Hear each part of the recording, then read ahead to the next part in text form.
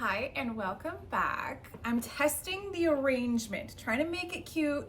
I've ordered a light that says keep him, like a neon customized thing. It's supposed to come in a couple weeks. I'm excited. We're not done setting up, but I feel like this angle is working a little bit better. You can let me know. Let me know in the comments what you recommend, if I can move some things around to make it look more aesthetic if you're watching on YouTube. Okay, all that to say, today we are talking about how the nuclear family might be dissolving and how you already know I'm so here for this. I've always been. But firstly, what is a nuclear family? Like, what does that mean? I mean, post World War II, the ideal family, I'm using the air quotations, was really just mom plus dad plus 2 kids plus white picket fence. Like, that was like the ideal situation as it was sold. And this was to maximize the patriarchy and capitalism. We don't have to get crazy into this. I feel like most of you understand this. Just know that it was mom plus dad plus kids was the dream, okay? For a long time, they were successful in selling that story. And most of us bought it, or our parents bought it, grandparents, whatever. And it was that way for quite a while. It was actually something that was not ever a universal way of life. There was many cultures that don't practice that way of living. But again, I digress. The way that this system is now dismantling is we are seeing divorce rates that are higher than ever because women can leave, finally. Thank God. We are seeing lower birth rates. We are seeing a male loneliness epidemic.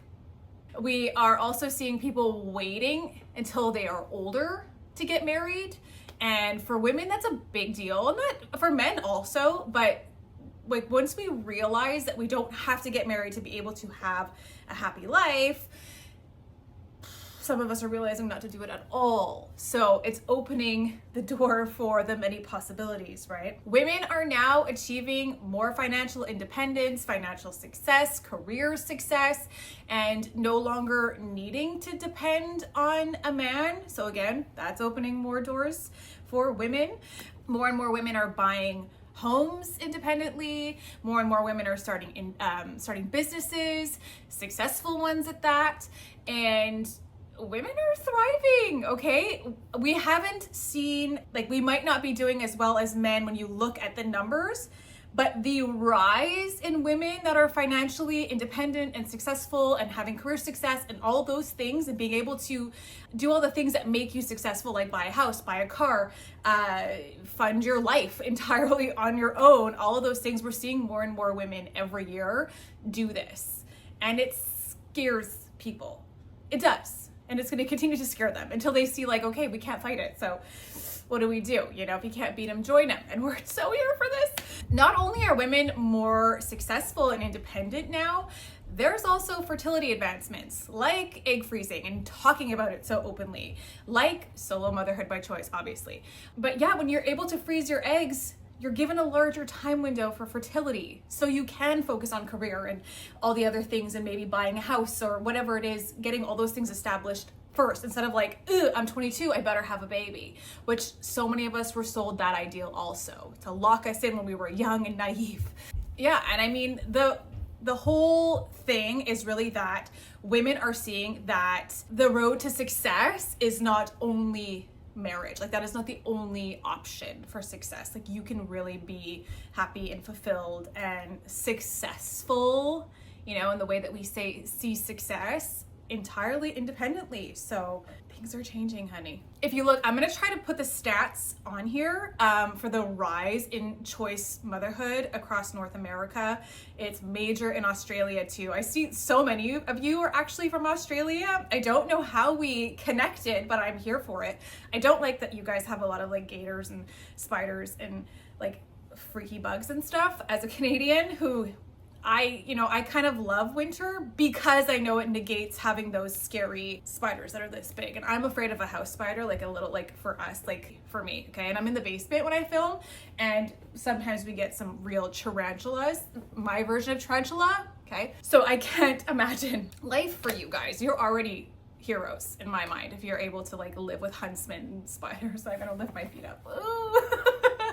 Okay, like the fact that you are able to live that way, you're already amazing in my opinion. So to also be a solo motherhood, girl. Anyways, but yes, a lot in the UK I'm noticing as well, which is cool. More and more and more and more and more women are choosing independence, solo motherhood, and telling men, listen, you better level up because I don't need you. You're a want, not a need. Like kind of when you go to the grocery store, you're like, okay, I need the eggs, I need the milk, I need some bread, you know, need coffee. Hello, lifeline, especially when you're a mom.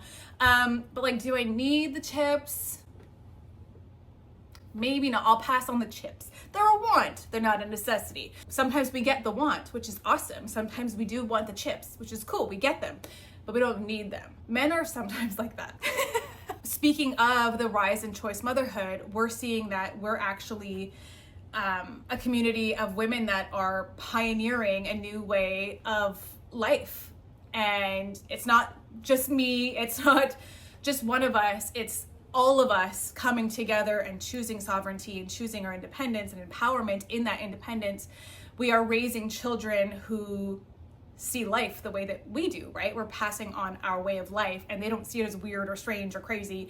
They're seeing it as the norm, which is only going to better future generations, because women being wholeheartedly authentic and unapologetic serves the world as a whole. It serves all of humanity. We've seen in countries where it is run by women, there's less crime, less hate, happier people. It's just a happier way of life when women run the world. Girls, okay. Beyonce knew what she was talking about. Beyonce knew with that song. But truly, I mean, the stats don't lie here. That when women are in charge in corporations, in, you know, positions of power, whatever it is, women ultimately end up doing better because we're able to be unemotional, which I know is shocking, but we're able to kind of pull back and see what is best for the greater good of all. And choice mothers are doing that, whether, you know, we want to see it that way or not. Choosing our sovereignty and choosing to stand tall with our choices really has a ripple effect in the best way for other women and for future generations. So, and with that, I think people have a hard time like understanding, because of outdated nonsense and stats that have nothing to do with choice motherhood. People have a hard time understanding how solo mothers, can be so successful and raise happy kids, because, you know, single mothers often end up having kids that go to jail and all these things. Again, we've unpacked this in other videos and how these stats do not in any way relate to choice motherhood, okay?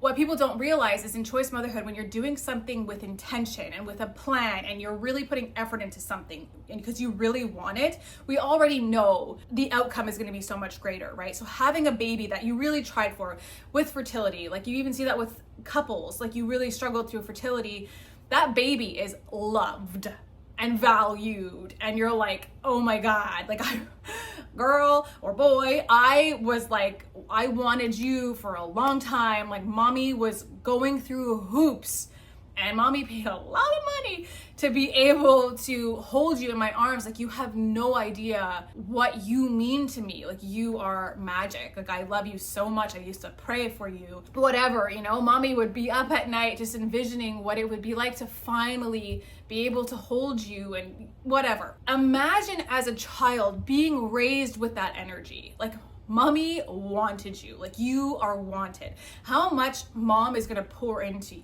this child, right? This is you, they're like kind of like a project, right? Like they're like the biggest, most amazing, most expensive a lot of times project, and something that you poured so much of you, your soul, your heart, your love, everything into. Like you are going to take care of this being like it is the most important job in the world, because it is.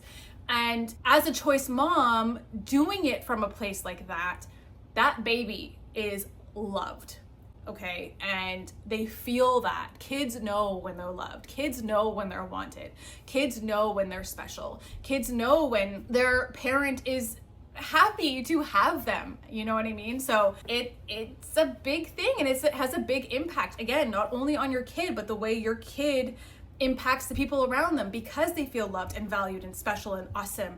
They get to pass that on to their friend groups, and then, you know, it just trickles out. So kindness and love and just a happy, nurturing home not only heals your kid. You know that saying, it all starts at home, it happens at home, whatever? It's true. So if we're coming from a place of this love as a solo mom, it helps everybody. We're showing them by breaking the rules and doing things differently that they can also do it and they can be happy and successful too. And not to mention that with women choosing these things, there's another ripple effect when it comes to maternity rights, when it comes to donor access, when it comes to representation. The more of us that speak out on our lifestyle and our choices, there's a ripple effect that again benefits all of us. That's why more and more of us, like I get DMs on the daily, multiple of women being like, hey, I'm thinking about doing this, I'm thinking about doing this. So the reality when people come at you with the kids need a dad, kids need a 2-parent home, your kids are gonna go to jail, blah, blah, blah, blah, blah, which people will say to you, okay? The reality is that kids need love, kids need stability, kids need safety, kids need consistency, and kids really, again, stats are showing, I'll try to put them in, that kids need one parent who delivers those things. If it's 2 parents that deliver those things really well, that's great too, of course. But they really, at the end of the day, need one consistent, loving, safe, caring, peaceful parent to really thrive. So there you go, okay? Listen, we are showing the world what is possible when women stop asking for permission, and I'm so here for it.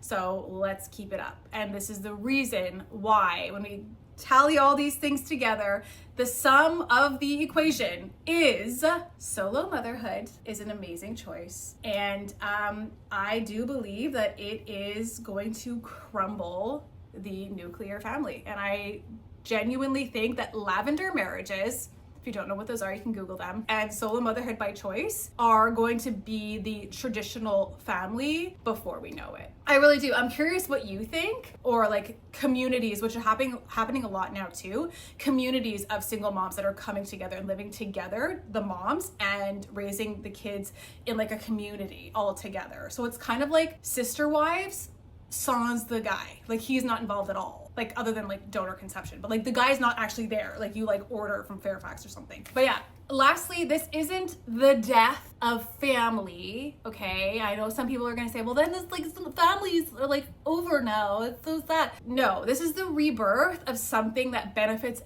everybody. But yeah, I'm curious, what does family mean to you? Like when you envision family, what do you picture in your head? And if you're thinking about becoming a single mom by choice and you're watching this and you're like, oh my God, I think I might be ready, I don't know how to start, I have a free checklist. I have a program, SMBC Conception Formula, that is designed to literally guide, it's the roadmap from where you are today to carrying baby in your belly, okay?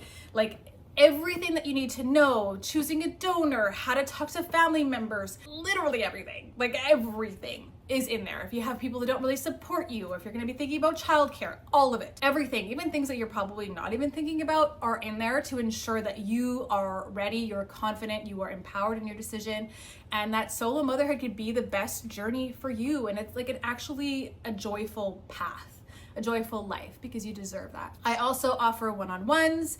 I have a VIP day where I can literally spend the day with you virtually, on the phone, on voice message, on video calls. If you're going to the doctor that day, I could literally be in the room with you. I've done that for some people that really needed support and don't have family that are really involved, or they haven't had a lot of encouraging support around them. I can be that person for you. There are tons of resources. I've made them available because, as many of you know, I went through this, having my son by myself, completely blind. I didn't even know the term single mom by choice until after he was born, okay? I went in blind and it was hard. I was like, there's gotta be a better way, and I don't want other women to have to go through what I did, and the stress and the heartache and the worries and the doubts. So I created resources to ensure that you don't feel alone, to ensure that you have all the answers, so that it could be the best time of your life, because you deserve to have an enjoyable pregnancy and a leading up to a pregnancy path, you know? Yeah, you already know that I think that this is the way of the future. So I'm here to support as many choice moms and solo independent women as I can and build an army of powerhouse mamas. You already know. Okay, so with that, I invite you to like, comment, share, subscribe. If you're listening on the podcast, you could leave a great review, please and thank you. Share this episode with a woman in your life who you know is like the baddest girly ever, and she needs to hear this, and you support her. I welcome you to also have an incredible week and come back next week. Bye.